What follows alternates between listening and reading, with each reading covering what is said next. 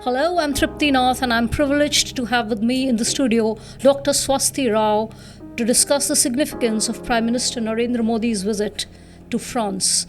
Dr. Swasti Rao is Associate Fellow at the Europe and Eurasia Center, Manohar Parrikar Institute for Defence Studies and Analyses in New Delhi. She holds a doctorate in Advanced International Politics from Tsukuba University in Japan. Before joining MPIDSA, she was Assistant Professor in the Department of Strategic and Security Studies in Aligarh Muslim University. Dr. Rao has published extensively and delivered talks and lectures at various international universities, including the Australian National University, Canberra, and Tokai University, Japan. At present, she is working on a book on how the Ukraine-Russia conflict is changing the security architecture in Europe. Thank you, Dr. Rao, for accepting our invitation to join us for a discussion in our studio today. I would begin by asking you, Prime Minister Narendra Modi recently concluded his first state visit to the United States. That's right. Which was very eventful. Now he's about to leave for France, where he's been invited as a guest of honor at the Bastille Day, the France National Day celebrations on July 14. I understand that this is a rare honor, all the more because this is the first Bastille Day visit by a foreign leader in Macron's current visit. How would you interpret this? Well, first of all, thank you for having me here, Tripti. It's a pleasure to join you today on this very important podcast, which is covering this expanse of wonderful strategic partnership that we've made with France over the decades, not just the years. So as you mentioned that, yes, what we are discussing is like the fact that our Prime Minister is now going as a chief guest to the Bastille Day. I think for a lot of viewers, if they want to understand the significance, they can perhaps understand it as, India inviting a chief guest for our Republic Days, right. Something like that. So, you can understand it in terms of that parallel.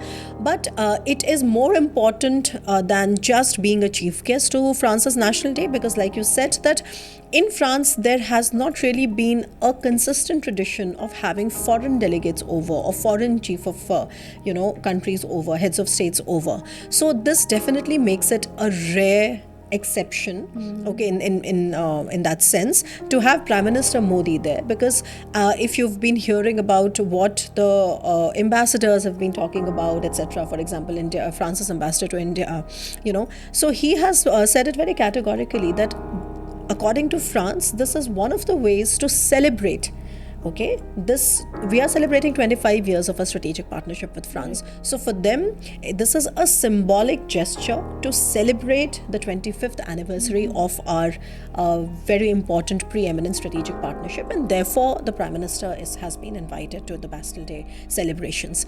So but that alone would not just tell you what really do the two countries share. In my opinion, the fact that Prime Minister Modi is going there right after, being the state guest to the United States is also somewhere somewhere a confirmation of the fact that India's truly intersectional global moment has also arrived, right? Why do I say the truly intersectional global moment? Because if you look at what the Ukraine war was pressurizing countries of the world to do, it was pressurizing the countries of the world to take sides, and India divided the world. Almost divided. I mean, the Ukraine war divided the entire world in so many ways. But India and India's proactive diplomacy in that sense, India has had a very sincere multi-alignment at a time when it is very difficult to remain multi-aligned. Number one, India has been trying to remain true to its aspirations of being the leader of the global south, and at the same time, India is extremely realistic and futuristic when it comes to forging relationship with countries that are our preeminent partners, and all of it at the same time. So that is why I call it India's truly intersectional global moment. So what we are seeing today, I mean, in terms of what happened in the US and now for France, it is definitely a continuation of that global intersectional moment. But having said that, let us not take away the highlight that India and France truly share a very special relationship. Yeah, that takes me to the second question, actually, Swasti. So, India and France have had a special strategic relationship. Yeah. And the fact that France was the only country in the Western Alliance to have supported a nuclear test speaks volumes of the kind of ties we've had. True. Can you take us through the major elements that make the relationship so extraordinary and so special? Where is the relationship with France going now? It's important to put it into perspective, Tripti. Why do I say perspective? It's because when you're talking about, of course, let's understand that all countries, every single country in the world is pursuing what is called its national interest, okay? Mm-hmm. So there is no confusion on the fact that we all have respective national interests, but at the same time, we try and converge our mutual interest to a point where we can take ahead our bilateral ties, right? So that's one. The other thing that makes it, so preeminent and special is that France has been a very reliable partner for India. And that reliability comes from the fact that it stood by India in the face of all the things imposed on us, the sanctions imposed on us, like that's number one. And the other thing which makes this relationship really special is that France has been very sensitive and mindful of our security concerns and anxieties, in the sense that, and this is something that you would not really expect in the world, because in the world, you would really genuinely see countries chasing their own national interest, but here you have a partner that is really going that extra mile to understand what kind of security concerns India has, to remain sensitive to our sensitivities, and that has kind of given it that rich texture which goes back decades, right? I mean, if you talk about the main elements, like you said. Right. So I think not many people know that, of course, there are so many emerging emerging areas that we would talk about today in terms of trade and, MDA and IndoPacific, etc. But I think it needs to be put into perspective that the three main verticals of India-France relationship are, first, the space collaboration, as in, collaborating in terms of space technology. This has started right from the 60s, and it has carried on, and it is, in fact, one of the most preeminent relationships till date, and I'll tell you about it. So in the space sector, the second is, of course, the civil nuclear cooperation, so nuclear energy, and the third is defense sector, right? So these are the three main verticals where we have a very, I would say, expansive as well as in-depth relationship with France, which has stood the test of time. Okay, and that's one. And then we have a whole host of emerging areas, which we will, I think, which I'm sure we'll take up later. But just to tell you a little bit about how important, these three important verticals are, and when I say that these are the most fundamental of areas that bring us together, also let's understand that one of the reasons why France has been able to remain sensitive to India's concerns and to be reliable also stems from the fact that France is the only country within Europe and within European Union that is so devoted and committed to its own strategic autonomy. So, I think this is also one thing that really brings us together, because India's the core commitment to India's multi-alignment is actually stemming from the fact that we tend to be strategically autonomous. Right? And this is why we kind of reject falling into any particular camp. Now, obviously, the context of it is a little different in Europe, because you can argue that France is a part of NATO, etc. But having said that, despite all of this, France has always been very committed to upholding its strategic autonomy, and a lot of things that you see emerging from there. So the reliability aspect, the fact that there's been so much trust, the fact that there's been, this unbroken chain of cooperation which has been deepening, is also stemming from the fact that France really truly understands strategic autonomy. So it's like a win-win situation for us. And before I get into the three verticals, I'd also like to sort of highlight the fact that France has also been extending unwavering support to India at the United Nations Security Council, because France is a permanent member of the United Nations Security Council and a major supporter to India's bid at the United Nations Security Council as well. So, if you look at it, it's like a beautiful relationship which is covering all aspects, where each each side is mindful of the limitations that the other has, and each side understands that if as an independent player, like for example, because you mentioned US, it's important to mention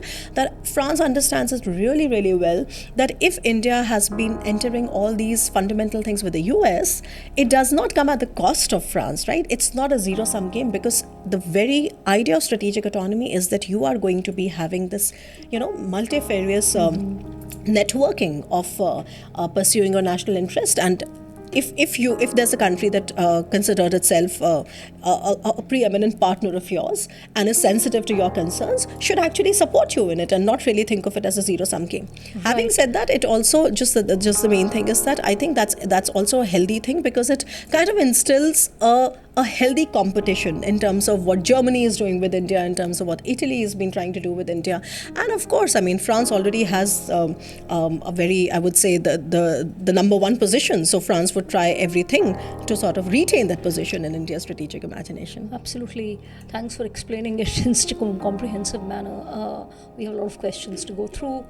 So, Dr. Rao, I wanted to ask you, Emmanuel Bon, the diplomatic advisor to the French president, recently met he called on Prime Minister Narendra Modi, and he also met the National Security Advisor, Mr. Ajit Doval, where the two discussed the overall security strategic cooperation.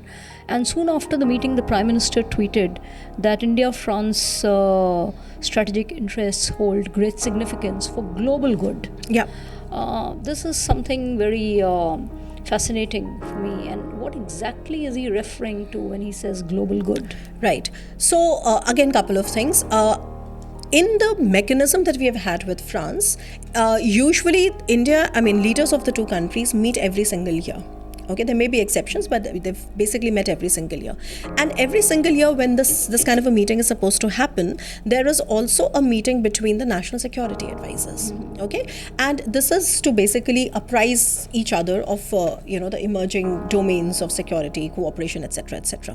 And so, of course, one of the things that was on agenda was, of course, all the counterterrorism things that India and France have been cooperating on. But since you mentioned the global world, right? The global good, yeah. So, okay, so one of the important things that we perhaps tend to overlook sometimes, because of course the defense sector and the space sector and the nuclear cooperation sector they are such huge, massive sectors in their own right, that we tend to sort of overlook the other emerging areas. One of the things that has been emerging in India and France, a cooperation format, is the triangular cooperation, which is that both India and France have found themselves in a win-win situation, because India has a reputational advantage when it comes to the global south, and France would have a lot of resources. And also France is, especially if you talk about Africa, that the Francophone Africa has a colonial history as well. Right. So I think one of the templates that is now emerging between India and France's outreach, so to say, is to actually engage in triangular cooperation, which is to bring about more developmental projects in third world countries, right, where India and France can join hands and create a win-win situation. And perhaps this could also not only bring about better global good, like the statement mentioned, but also deepen our own bilateral relationship.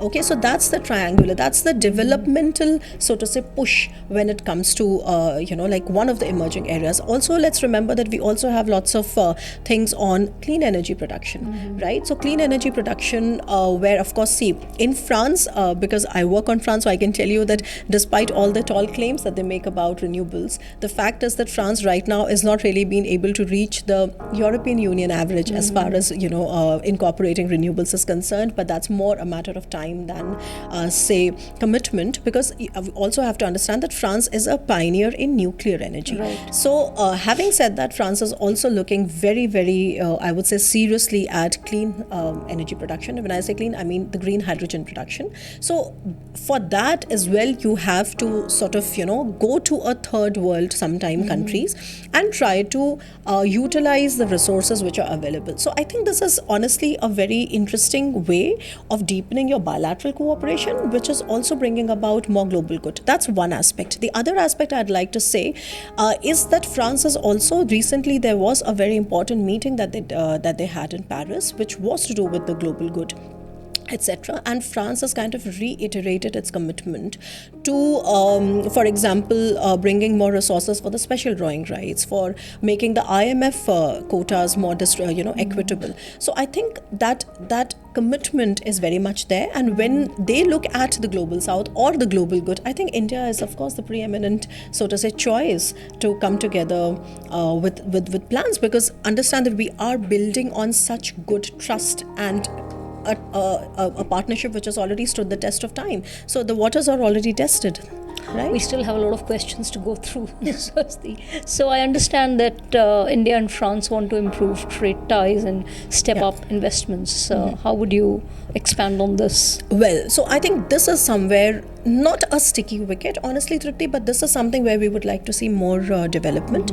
The way we are seeing development happening in the three fundamental verticals that I mentioned, and the other areas such as, for example, we just mentioned the global south, the triangular cooperation, etc. We actually we have not been able to tap the right potential that we have in terms of our economies, in the sense that if you look at the bilateral trade that India has, I mean, if you take away the defense deals, because which of course they run in thousands of crores, but if you look at the other trade, the figures are not really very impressive. I mean, for two countries that are such preeminent partners, I mean, it is just a kind of a mystery as to why it wouldn't reflect so much in the trade figures. This also should be kept in mind that France is one of the top 10 so to say FDI investors in India, but having said that, it's not really been able to take off in the right sense of the term. So that is something that has a certain bit of a problem, from the fact that if you look at the French economic model, it is very much amalgamated with the EU economic model. I mean, they function as one economic bloc, and we basically need to get cracking on the FTA. Okay, so those are the things that we need to perhaps take more seriously.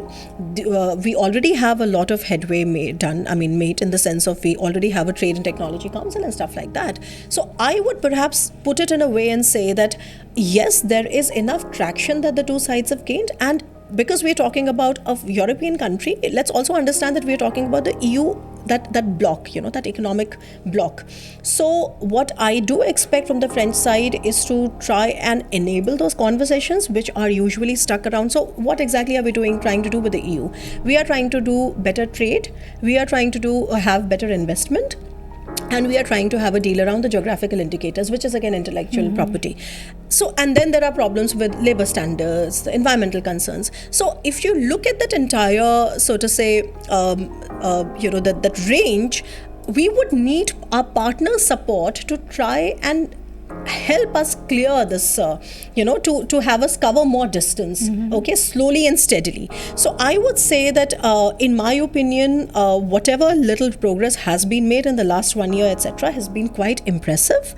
And I would expect France to be a little more, so to say, holding India's hand through it. I mean, through the negotiations, because it's not easy to get the 27 countries, 28 countries agree to the same thing. And unless that happens, I mean, the FTA doesn't happen. So that is one of the structural impediments as to why we are not able to increase our trade per se, okay, with a country with whom we have such great relations. So I would perhaps expect that there is enough political will. We need to identify more areas and then just get going and just keep the dialogue open. Right. So Dr. Rao, I understand that a 269 strong tri-services contingent of the Indian Armed Forces is already in France to participate in the Bastille Day Parade, along with their French counterpart. 3 Rafale fighter jets of the Indian Air Force will also take part in the flypast of the Champs-Élysées on the occasion, along with French jets.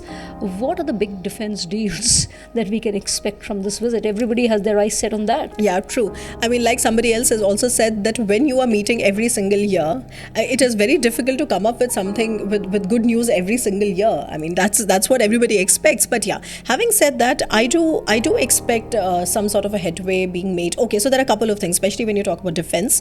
One is that the French side has been trying to crack a deal with the P-75I, that the conventional submarine project, which is not really coming through because of not because of a technical, of a political lack of a political will, but it is not happening because because of the fact that the kind of technology that we require for those engines, France does not have the sea-proven, fuel-based, air-independent propulsion technology for that. Okay, so that is the reason why France has backed out from the deal.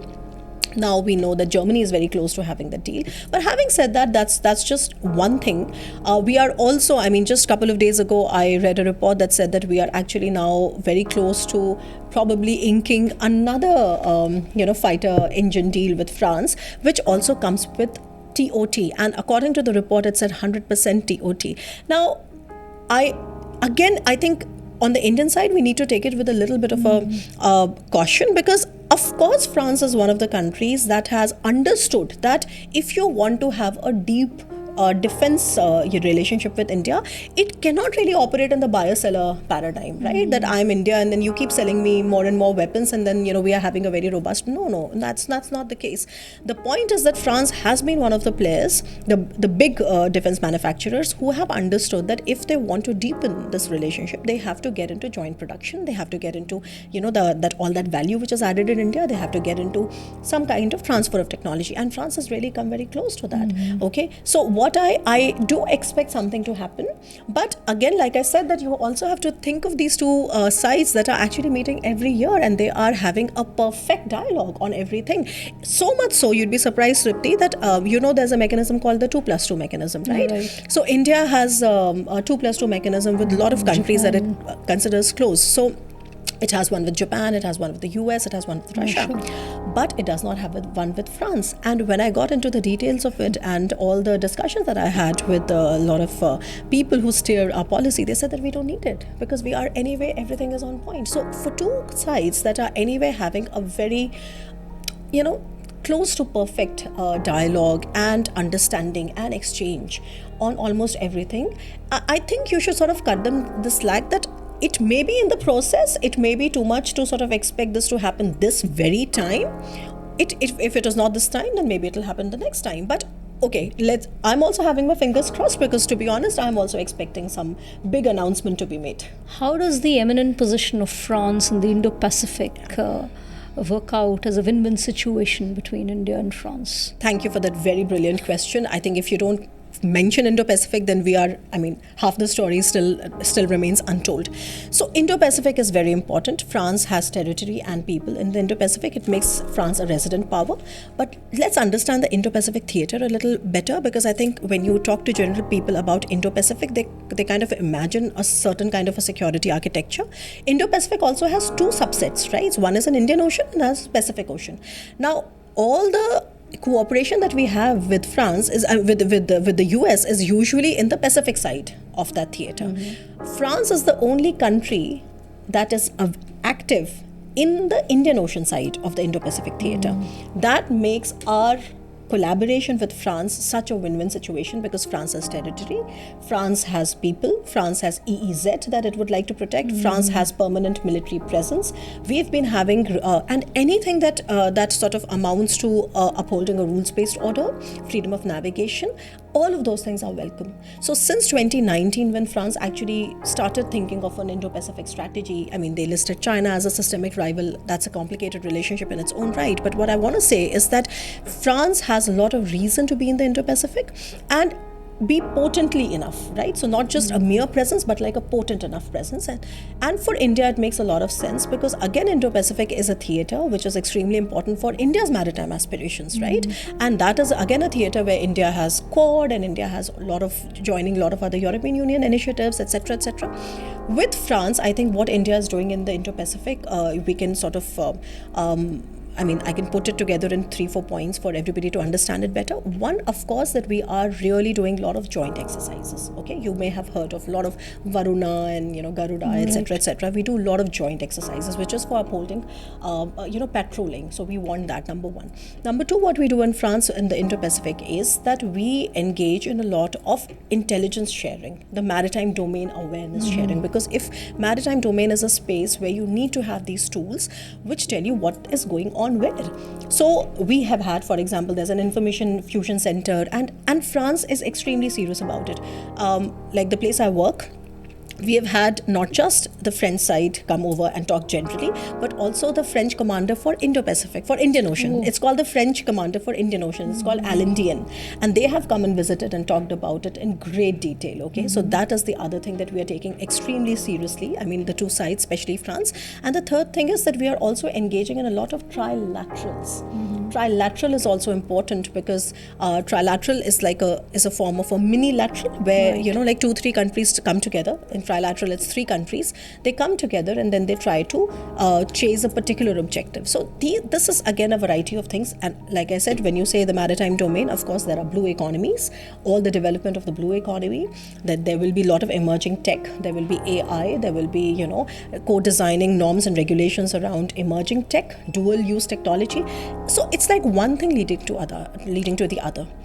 Dr. Rao, against this very encouraging picture that you have given us of India-France relationship, we are also aware that the situation in France, due to the internal disturbances following the June 27 fatal shooting of a 17-year-old boy of North African descent, has been very, very disturbing. Right. And the president of France has warned of taking hard measures to control the situation. There have been riots. How does this impact Macron's leadership? Very good question. Yes, I think Macron. Okay, so this is the second term for Emmanuel Macron. So he's already serving the second term as president, and the second term as president has seen a lot of political effervescence from France. So before this unfortunate incident happened, where this boy, 17-year-old boy, his name is Nahel, was shot. Actually, unfortunately, just months before that, there was already a lot of unrest in France because of the pension reforms. So Emmanuel Macron has come across as somebody who understands that there is, for example, and these are different areas, but what I'm trying to say is that there has been a successive unrest, in France because of all that. So how does it impact Emmanuel Macron's leadership? Well, it might have an impact on his popularity within the country, because you know that in democracies it's always like one side trying to sort of have get some advantage over the other with respect to these governance failures, right?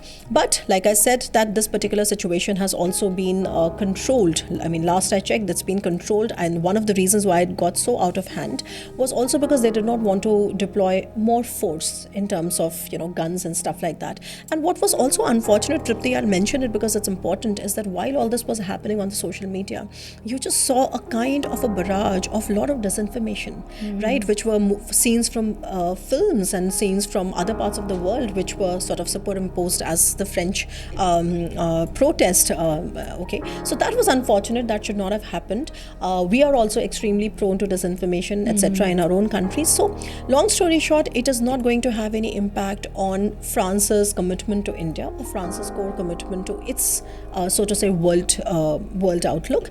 But having said that, it's not been a very pleasant thing for France, and whether it affects his political career, I think that would be clear when he's running, if at all, if he's running for the third term, or let's see how it impacts his political career later. Right. So last but not the least, I would like to ask you about Modi ji's determination and the fact that he really cares for the diaspora. Yes. He is going to be meeting the Indian diaspora, which he does in all world capitals. We've seen it over the years.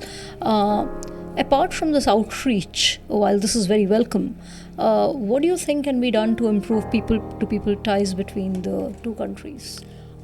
So it is a very good point, and one of the things that we've seen with our Prime Minister's outreach generally, it's not just France. Last year he was in France too for a while, because he was the first one to actually congratulate Emmanuel Macron when he won his second term as president.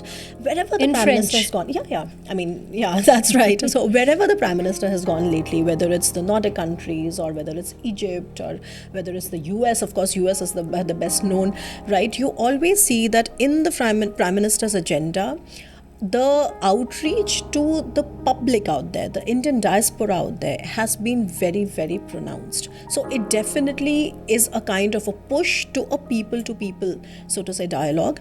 When it comes to France, we don't really have a very huge Indian diaspora in France, but it's still a lot better than what we would have perhaps in Nordic countries and Central Asian, Central European countries. So nonetheless, I think this is a welcome step. The people in, Indian diaspora, it gives them a sense of, so to say, belongingness, of course, when the head of the state is reaching out. And I think it's also a personal style of Prime Minister Modi that has been very, very evident, and it's a very welcome step. I mean, I have lived for so many years, in a foreign country, and in Japan, and my heart felt swelled with so much pride when I saw that an ambassador or a head of the state would, from somebody from the government, right, would really make that effort to reach out, okay, to students who are living there. Okay, so one of the things that I would perhaps say that is a welcome thing is that the French are also trying to make it easier for Indian students to apply and study in France, and the goal is that by the end of 2025 they must have at least 20,000 Indian students living, studying there, which is not so much if you compare it with the countries like UK or Australia or the US, but it's a significant step ahead. It's an interesting target because, I was working with the French embassy some 15 years back, and even at that time they were trying to get Indian students to study in English, because that was a big block, that was a big hurdle, because not everybody could speak French, and it put off people. It was a very discouraging factor, and they identified it, and then they, I think, succeeded with it. Yeah, so I think mobility, of course, because and also we need to understand that all these European countries, they also really need a lot of skilled labor, and the kind of game-changing dimension that India's skilled labor has provided in countries like the US, it's quite a template for the others to follow, right? So when we talk about immigration, we are talking about an extremely skilled set of people who are going to actually steer a lot of, cardinal things when it comes to nation building and global outreach. So I think it's a welcome step. We would see more advancement as time goes by. But yes, for now, I think we shouldn't be asking for more. So for the way you enlightened our listeners, and the way you've taken the trouble to explain everything to us in such great detail about the numerous dimensions of India-France relationship, I think I owe it to you to thank you in French. Merci beaucoup, madame. You're welcome. And I think we have every reason to greet our Prime Minister and his delegation. Bon voyage à Paris. Absolutely. Merci beaucoup. Thank you. Encore.